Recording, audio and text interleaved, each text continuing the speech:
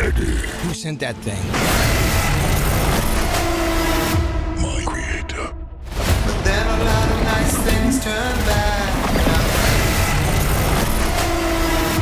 Hello guys, कैसे हो आप लोग। तो अभी तक तो आप लोगों ने वेनम 3 का फाइनल ट्रेलर देख लिया होगा और ट्रेलर से तो ज्यादा उसमें दिखाया गया एक बहुत बड़े कॉस्मिक एंटिटी नल का बात हो रहा है। पर अगर आपको नल के बारे में नहीं पता तो आज हम वही जानने वाले हैं कि नल कौन है, क्या है, नल की पूरी ओरिजिन जानेंगे हम। खैर वैसे नल तो अपने आप में ही एक ओरिजिन है, पूरा हर एक चीज का ओरिजिन है। तो वैसे तो नल का फर्स्ट कॉमिक बुक एफेयर्स 2018 की वेनम सीरीज वाले कॉमिक बुक में हुई थी, पर नल का ओरिजिन बहुत पुराना है। सब कुछ बनने से पहले, पूरे यूनिवर्स से क्रिएशन से पहले, पूरे मल्टीवर्स से क्रिएशन से पहले से ही नल एग्जिस्ट करता है। तो बहुत समय पहले जब कुछ भी एग्जिस्ट नहीं करता था, जब चारों तरफ डार्कनेस ही डार्कनेस थी और बस वॉइड था, उसी डार्कनेस में नल रहता था एक कॉस्मिक एंटिटी। पर फिर थोड़े टाइम बाद दूसरे सेलेस्टियल बीइंग्स आने लगे और चारों तरफ रोशनी फैलाने लगे और यूनिवर्स से क्रिएशन शुरू करने लगे सेलेस्टियल बीइंग्स और गॉड लाइक बीइंग्स। पर ये सब देखकर नल को बहुत गुस्सा आया कि उससे उसका डार्कनेस छीना जा रहा है, उसका घर है यहाँ, बस वो और उसकी परछाई रहती है यहाँ, उसे छीना जा रहा है। ये सब सेलेस्टियल बीइंग कहते हैं ये किसी का घर नहीं है, ये स्पेस है, यहाँ यूनिवर्स का क्रिएशन होगा, ये स्पेस यूनिवर्स से क्रिएशन के लिए बना है। ये सब देख नल गुस्सा आ जाता है और वो अपनी परछाई से एक स्वॉर्ड निकालता है और उस स्वॉर्ड से एक सेलेस्टियल का सर उड़ा देता है, जो कि आगे चलकर प्लैनेट नोएर से जाने जाता है। वो बेसिकली एक सेलेस्टियल का सर ही है जिसे नल ने उड़ाया था और ये सब देख बाकी सेलेस्टियल डर के वहां से चले जाते हैं। फिर नल ने उस सेलेस्टियल के सर को अपना बेस बनाया और वहां उसके अंदर एक फॉर्ज बनाता है जहां पर वो अपना स्वॉर्ड को और अच्छे से बनाता है, जिसका नाम और ब्लैक या नेक्रो स्वॉर्ड पड़ता है बाद में। हाँ, वही नेक्रो स्वॉर्ड जिसे आपने बच्चा चोर गॉर के पास भी देखा होगा लव एंड थंडर मूवी में, जो उसे मिलता है जब नल एक पावरफुल गॉड से लड़ रहा होता है और एक प्लैनेट पर दोनों ही गिर जाते हैं और दोनों ही बहुत जख्मी होते हैं। तभी नल का एक सिम्बायोट गॉर के साथ बॉन्ड बना लेता है और वो नेक्रो स्वॉर्ड से उस गॉड को मार देता है और बहुत पावरफुल बन जाता है। लेकिन ना लव एंड थंडर की बात नहीं यहाँ पे हो रही है, जिसमें उसका रोल बच्चा चोर बना था।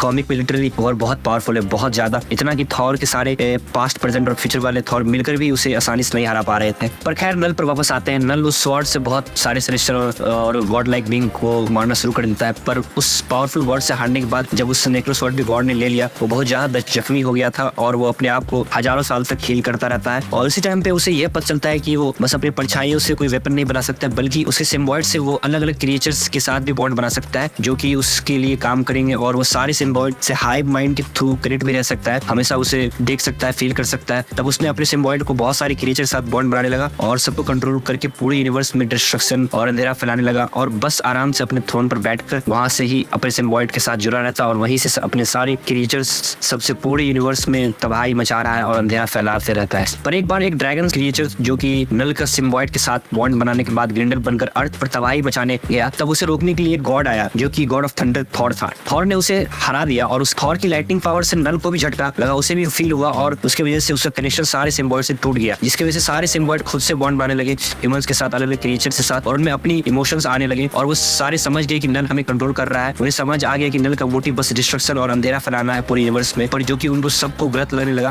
फिर सारे सिम्बायोट साथ मिलकर नल को केज कर लिया, अपने साथ मिलकर एक प्लैनेट लाइक स्ट्रक्चर बना दिए नल को कैद करने के लिए, जो प्लैनेट नहीं है, बस एक केज है नल के लिए, जिसका नाम बाद में क्लिंटर प्लैनेट पड़ा। और इस तरह से the God of darkness, the creator of symbiote कैद हो जाता है क्लिंटर में। तो ये थी नल की पूरी ओरिजिन। पर ये सोनी वाले क्या इससे खिचड़ी पकाने चाहते हैं वेनम 3 में, ये जानना बहुत ज्यादा इंटरेस्टिंग होने वाला है।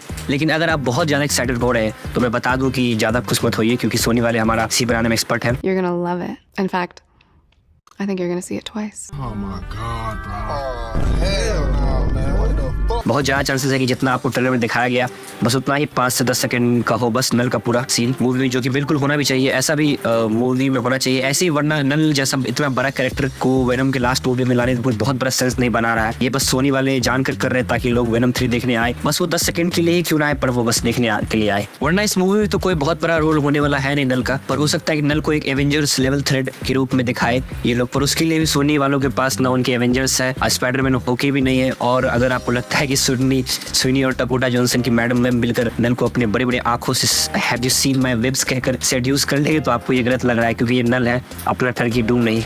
तो नल से लड़ेगा कौन, और इतना बड़ा थ्रेट को लेकर आएंगे तो इनके वो स्ट्रीट लेवल जबरदस्ती के एंटी हीरोज तो लड़ेंगे नहीं। वो वल्चर, मॉर्बियस, क्रेवन, ये सब तो कहीं स्टैंड आउट भी नहीं कर पाएंगे उसके सामने। वो लिटरली गॉड लाइक बीइंग है, तीनों स्पाइडरमैन मिलकर भी उसका कुछ नहीं उखाड़ पाएंगे। तो ये देखना बहुत इंटरेस्टिंग होगा कि कैसे सोनी क्या करने वाला है नल के साथ, क्या फ्यूचर सोच रहा है, या बस ऐसे ही ऑडियंस का सी काट रहा है 10 सेकंड के लिए, तो वो अब मूवी देखने के बाद ही पता चलेगा। पर मैं तो पर्सनली यही चाहूंगा कि सोनी वाले इसके साथ कुछ ना करे तो ही बेहतर है, मार्वल को करने दे। इसके साथ अगर मार्वल कुछ करता है फ्यूचर में तो मजा आएगा। मूवी के ऊपर बात करें तो मुझे लगता है कि वेनम 3 की भी स्टोरी काफी बेसिक रहने वाली है वेनम 1 और वेनम 2 की तरह। एडी और वेनम का फनी और शानदार बॉन्ड देखने को तो मिलेगा ही, और वेनम का एक और बेटा इस मूवी में देखने को मिलेगा जिससे लड़ेंगे अपने वेनम। और इसमें हो सकता है कि नल को उस तीसरे बेटे की तलाश हो, क्योंकि वो काफी पावरफुल होगा, तो हो सकता है नल अपने सिम्बायोटिक क्रिएचर्स भेजेगा वेनम और वेनम के तीसरे बेटे को लाने के लिए, जिससे वो और पावरफुल बन सके, जो टीजर में भी दिख रहा था। यही मूवी का मोटा मोटी प्लॉट हो सकता है, ऐसा मुझे लगता है। तो ये थी नल की पूरी ओरिजिन स्टोरी और वेनम 3 का बेसिक प्लॉट। फिल्म का असली में देखने के बाद ही पता चलेगा, लेकिन अभी के लिए तो यही लग रहा है कि सोनी वाले बस हमारा सी बनाने का प्लान कर रहे हैं। तब तक के लिए बाय बाय, टेक केयर। अगर वीडियो अच्छी लगी हो तो लाइक जरूर कर देना और सब्सक्राइब कर दिया, बेल आइकन दबाना मत भूलना। अगली वीडियोस के लिए स्टे ट्यून्ड।